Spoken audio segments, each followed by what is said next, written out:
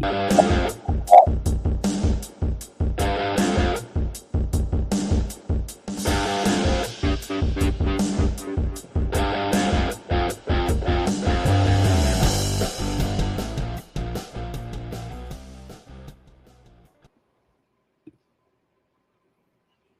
morning, hockey fans. This is Stephen Heisler with HeisHockey.com, the Victorious Hockey Company, and the Junior Hockey Discussion Group on Facebook. You are watching the Junior Hockey Morning Show. We are on the World Sports Broadcasting Network, WSBN.TV, Facebook, Twitter, YouTube.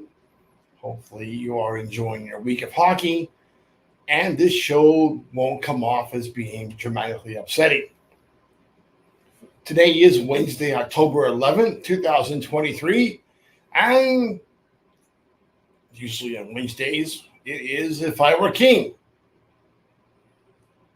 If I were king of hockey, what would I do? Well, today's version is that we are going to ask the gentlemen of the game to cancel this stupid cancel culture. If I were king of hockey, it would cancel the culture of ridiculousness, division, and simple-mindedness. It would also knock some common sense back into the hierarchy of modern hockey. It's high time to reinstall the concept of respect.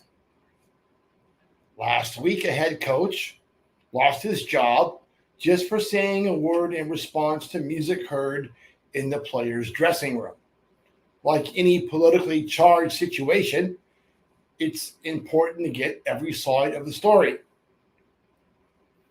That coach was uncomfortable speaking publicly, so we're going to do this article without mentioning any teams, any leagues, any levels of plays, or even countries. Because, like many political hatchet jobs, the mainstream media does not appear to want to hear what the veteran coach has to say. When something like this happens, we should all start asking more questions. And boy, do I got some doozies today. The same culture that canceled National Hockey League prospect Mitchell Miller for a middle school incident years after he had satisfied the Ohio juvenile court system, but allows as many as 8 unnamed but current National Hockey League players who are participating in a gang rape to continue playing. That culture is at it again. There appears to be an element within the game against old school coaches that take no-nonsense approaches to the game. That's not always popular with the boys on the ice, and often those kids just want to have a good time. Let's face it, a lot of young people cannot grasp the concept of consequences and refuse to accept direction from anyone they feel should not have authority or are frankly too old and grumpy to have any authority. So what exactly happened? Coach was not happy with the music being blasted out of the players' dressing room. Knowing that his team is a diverse group, the coach somewhat spiritedly suggested the team stop using music where the N-word is uttered in nearly every other lyric. His crime is being Caucasian while saying the N-word, even if doing so is in defense of not having to hear the word. Cancel cultures dictates that the offender must be sent to the gallows. Doesn't matter what, why, where, or how, off with your head. Never mind that the same language is heard in music in almost every dressing room across the spectrum of sports these days. Never mind that the same type of music stuffs auditoriums, arenas, and stadiums to the rafters with people of all ages and races. The coach did not direct the word to any individual. He simply asked, why are we having to hear it? He asked that the players select different music that does not include that word. Maybe that's something that society needs to take a closer look at. Since society is so busy trying to govern the words being said, why are they not concerned with the words being heard? Why are we having to constantly hear a word that only Caucasian folks are not allowed to say? It's in music, it's on TV, it's in every other form of media, even on social media. Does the only logical solution involve dropping a microphone into every dressing room and maybe utilize artificial intelligence to catch the use of any other banned words?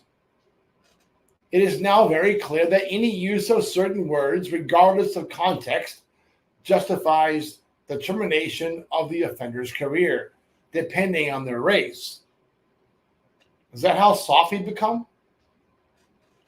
Should we use that same technology during hockey games to catch any chirping that could be considered racially or sexually insensitive?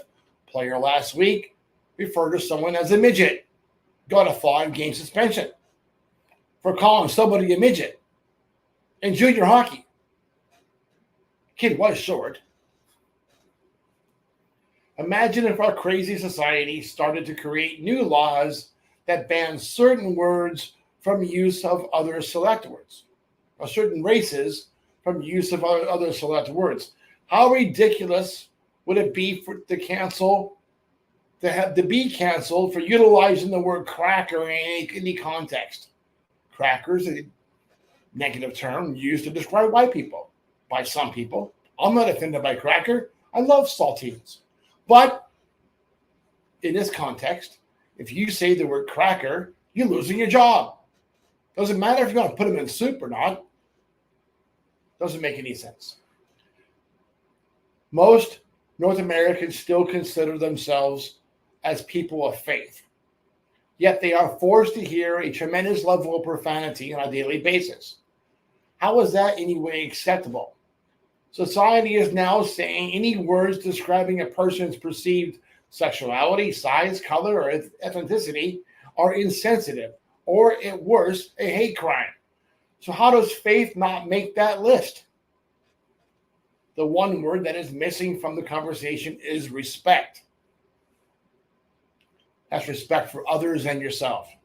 It wasn't that long ago when the use of profanity in the presence of women or children might result in the need to go visit an emergency dentist because someone would knock a few of your teeth out.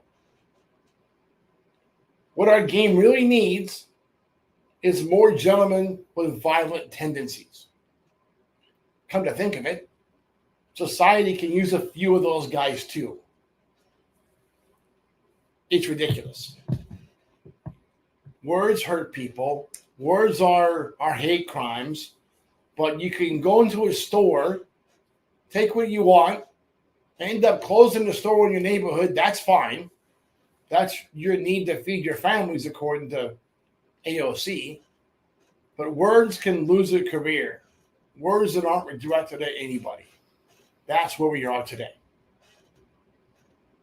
I really hate to see or have to see leagues start putting, dressing room monitors in there because you kids can't behave yourself. You can't make decisions about music that make any kind of sense. So if we're going to ban words like cracker and whatever else you want to say, Italian, can you say that? Can you say Chinese? Can you say Chinese? Maybe. It's getting crazy. That's it for today. Hope that you think about what was said today. Go back to the locker room and don't play Dr. Dre.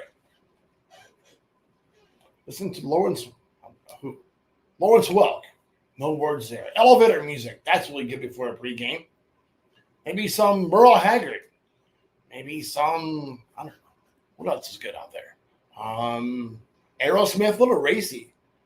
I don't know about that one. What else is good, Tommy? Other good songs that kids can hear in the locker room without getting in trouble. Classical music. Listen to Mozart. I'm sure someone will complain.